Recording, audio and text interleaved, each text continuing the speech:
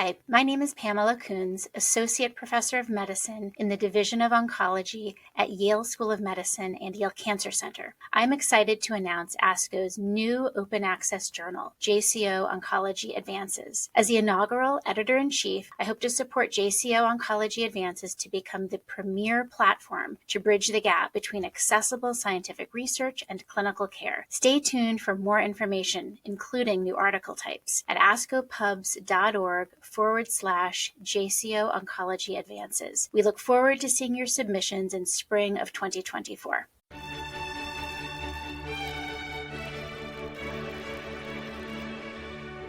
This JCO podcast provides observations and commentary on the JCO article 18-fluorodeoxyglucose positron emission tomography predicts survival following chemoimmunotherapy for primary mediastinal large B-cell lymphoma.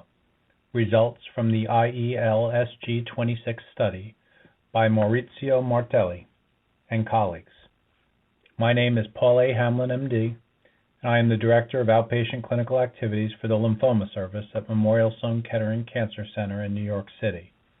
My oncologic specialty is lymphoma, with a focus on older patients. Primary mediastinal diffuse large B-cell lymphoma, or PMBL, was first described in the 1980s as a distinct clinical pathologic entity.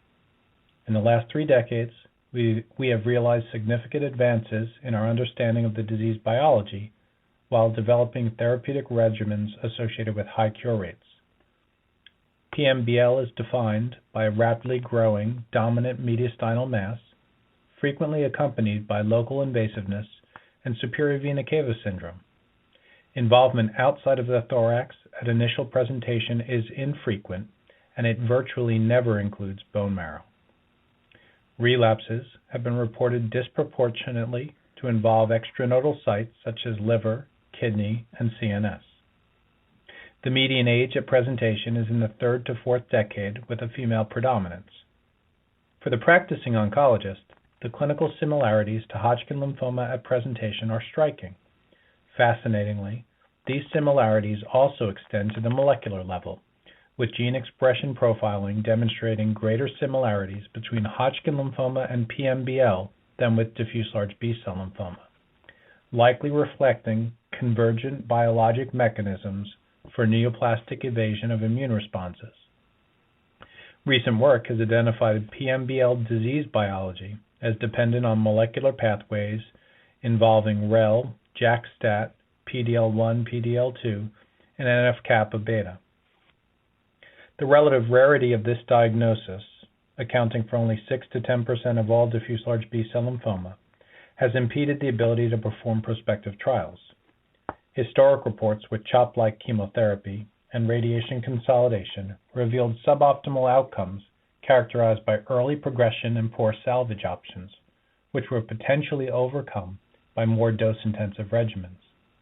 In the current chemoimmunotherapy era, reports integrating rituximab with CHOP or third-generation regimens such as MACOP-B have resulted in quite favorable outcomes, with cure rates generally in the range of 80% compared to 50% pre-rituximab. Efforts are now focusing on minimizing long-term toxicity while maintaining high cure rates. One of the major concerns, again paralleling clinical problems common to the Hodgkin lymphoma patient, are the long-term risks of mediastinal radiation in a young, predominantly female population, including hypothyroidism, accelerated atherosclerotic heart disease, and lung and breast cancer. Retrospective reports prior to rituximab integration have suggested that non-radiation containing dose-dense approaches, such as NHL-15, are associated with excellent long-term outcomes. Current efforts to address these concerns have focused on 2 approaches. 1, restricting the need for involved field radiotherapy by utilizing functional imaging, adapting approaches to limit the need for radiation.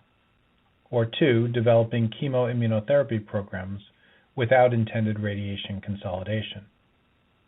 The integration of PET imaging into the end of therapy response assessment in aggressive lymphoma was made part of the standard of care with the revised response criteria report in 2007. Given early reports in Hodgkin lymphoma, where PET dichotomized patients into excellent and poor predicted outcomes based on negative and positive results, it's been enticing to believe we can use functional imaging as an early biomarker to risk-adapt therapy. However, many questions remain surrounding PET interpretation if we are to use this modality to adjudicate the need for additional therapy in diffuse large B-cell lymphoma. In an idealized setting, a discriminating biologic predictor, such as PET scanning, assessed at the end of treatment, should possess both a high negative predictive value for relapse if one is to safely reduce or limit therapy, and possess a high positive predictive value for relapse if one is to identify a population where more intensive or alternative therapy should be explored. In general, it is held true that the negative predictive value of PET imaging in diffuse large B-cell lymphoma, both as an interim assessment or at end of therapy, has reliably been high, often greater than 90%. Unfortunately, this is not necessarily held true regarding the positive predictive value of PET imaging in DLBCL. In an MSKCC study rigorously confirming positive interim PET scans with a biopsy, the false positive rate was exceedingly high, with only 13% of biopsies demonstrating lymphoma, and often reflected an inflammatory process or necrotic tumor rather than viable disease. Similar concerns exist for PET at the end of therapy for PMBL, where PET positive rates of 50% following dose-adjusted R-epoch were still associated with excellent outcomes despite no further therapy. In this issue of JCO, Martelli and colleagues reported on a prospective Phase 2 study from the International Extranodal Lymphoma Study Group, investigating the utility of end-of-treatment PET-CT to predict outcomes in PMBL, where the treatment paradigm was predominantly rituximab with MACOP-B or VACOP-B, followed by involved field radiotherapy with consolidation of 30 to 42 gray. The progression-free survival and overall survival for the entire cohort is excellent, with 5-year rates of 92% and 86% respectively. Central review of PET imaging was assessed using both the international harmonization criteria for complete metabolic response and the Deauville 5-point scale at the end of chemotherapy and prior to involved field radiotherapy. Interestingly, despite the excellent outcomes, a complete metabolic remission was achieved in only 47% of patients by the international harmonization criteria. Furthermore, very similar rates of positive functional imaging post-therapy in PMBL have been reported in a number of studies with overall excellent outcomes, calling into question the discriminatory value of this test. True to most functional imaging reports in lymphoma, a negative test is associated with excellent negative predictive value and consequently excellent outcomes. More problematic, however, is the poor positive predictive value associated with functional imaging, with a range of 18% to 32% in the Martelli report, depending on the mode of assessment, either IHC or Deauville scores less than or equal to 3. Ultimately, it's important to note that this observational study analyzed the predictive value of a post-treatment PET scan, but it does not inform us on whether or not additional therapy, for instance radiotherapy, can be selected based on the PET result. The IELSG is to be applauded for their prospective trial efforts in PMBL, first defining outcomes based on the end-of-treatment PET and currently using this data to inform a prospective clinical trial exploring the ability of a complete metabolic remission with PET scan to identify patients where RT can be safely omitted.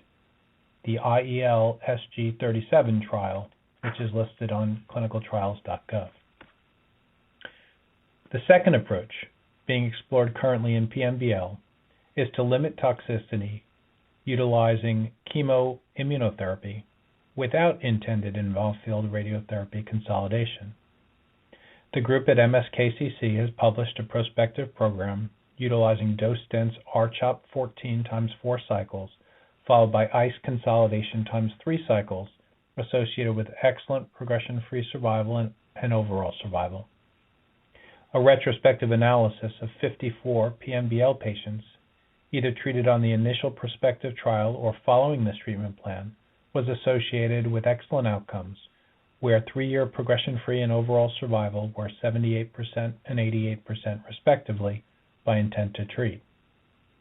The NCI has importantly demonstrated excellent outcomes with the dose-adjusted R-EPOCH program in a prospective phase 2 study of 51 PMBL patients, with accrual performed over a decade and validated in a small retrospective cohort from Stanford. With a median age of 30 and a range of 19 to 52, 59% of the patients were women, and 5-year event-free and overall survival rates were 93 and 97% respectively.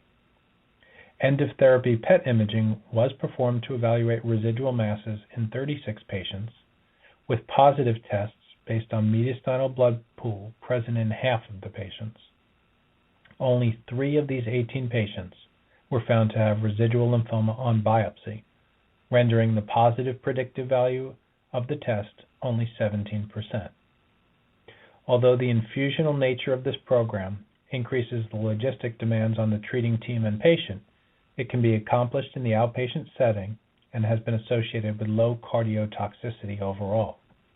Ultimately, one of the most important questions at this time is whether or not radiation therapy remains necessary as part of the intended treatment plan for PMBL. The efforts by the IELSG to prospectively evaluate the ability of functional imaging to limit the need for radiation therapy in roughly half of patients is a laudable effort.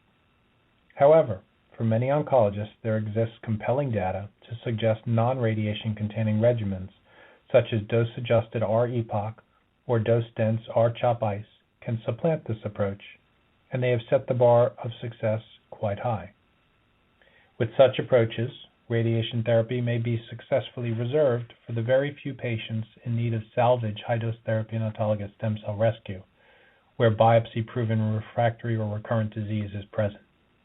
The International Extranodal Lymphoma Study Group's ability to perform a randomized study in this rare subtype of diffuse large B-cell lymphoma should serve as a challenge to the community to confirm existing Phase 2 data.